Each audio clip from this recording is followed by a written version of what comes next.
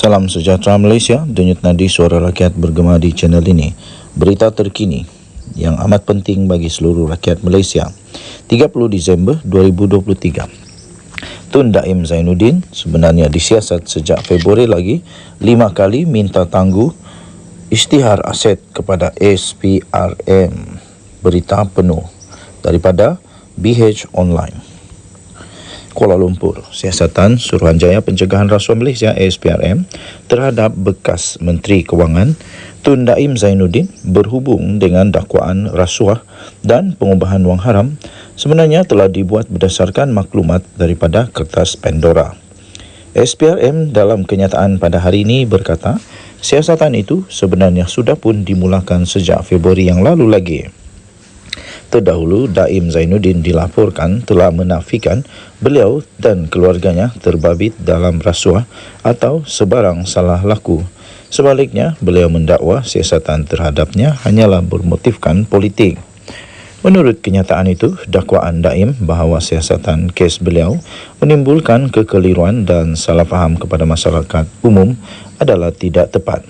Katanya, satu notis mengikut Seksyen 36-1-A Akta SPRM 2009 Akta 694 telah diserahkan kepada beliau supaya beliau dapat mengisytiharkan segala aset sama ada di dalam ataupun di luar negara secara bertulis serta serta akuan bersumpah dalam tempoh 30 hari daripada tarikh notis pada 7 Jun yang lalu lagi. Katanya dalam kenyataan itu, Tun Daim telah memohon lanjutan tempoh sebanyak 5 kali dan diberikan lanjutan pada 6 Julai, 10 Ogos, 11 September, 11 Oktober dan yang terakhir adalah pada 14 November lalu untuk mengisytiharkan segala aset miliknya. Sebagai sebahagian daripada proses setatan SPRM, pendakwa raya telah mengeluarkan notis penyitaan untuk menara ilham mengikut Seksyen 38-1 Akta 694 penyitaan harta tak alih pada 18 Disember lalu. Tun Daim disiasat mengikut Seksyen 23 Akta yang sama dan Seksyen 4-1 Akta Pencegahan Pengubahan Wang Haram, Pencegahan Pembiayaan Keganasan dan Hasil daripada Aktiviti Haram 2001 AMLA TFPUAA kata kenyataan itu. Daim sebelum ini dilaporkan berkata sehingga kini beliau tidak dimaklumkan mengenai kesalahan yang dilakukannya walaupun sudah berkali-kali mengajukan perkara itu kepada SPRM.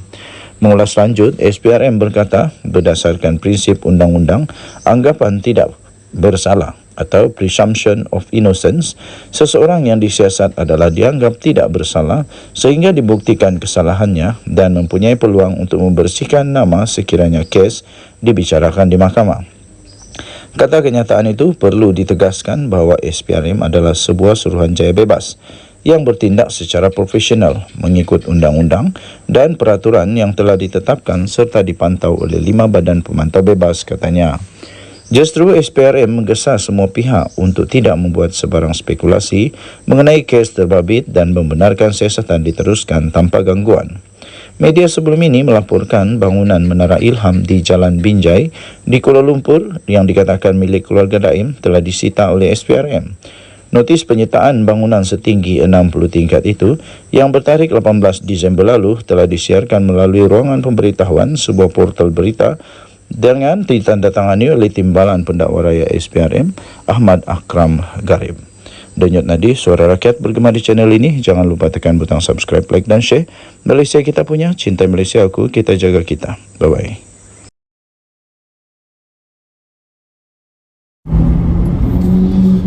Salam sejahtera Malaysia. Denyut nadi suara rakyat bergema di channel ini. Terbaiklah PDRM. Timbalan Ketua Polis Negara Malaysia Dato' Ayub Khan memberikan amaran. Haha. Memberikan amaran dan peringatan. Lebih ramai lagi jerung naga, apa lagi ya? Jerung naga, apa lagi?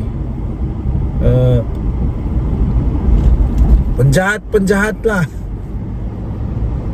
yang berkenaan dengan kartel dadah, yang jual dadah. Lebih ramai lagi yang bakal kena tangkap, bakal kena cekup. Berpadan muka. Negara Malaysia memang terbaik sekarang. Inilah pentadbiran terbaik setakat ini. Tidak dipeduli sama ada kau Datuk kah, Datuk Seri kah, apapun pangkat, tidak dipeduli. Salah tetap salah. Belum pernah lagi dalam mana-mana kerajaan di Malaysia yang buat seperti Datuk Seri Anwar Ibrahim buat, dan Ketua Polis Negara serta Timbalan Ketua Polis Negara serta semua bos-bos, pegawai-pegawai kanan polis di Raja Malaysia. Ini memang proses pembersihan terbaik. Mungkin ramai orang komplain lah, kenapa macam tu? Ini yang patut berlaku lah. Inilah yang patut berlaku, tuan-tuan dan puan-puan yang dihormati sekalian. Sebab kita menuju kepada negara Malaysia Madani, ya.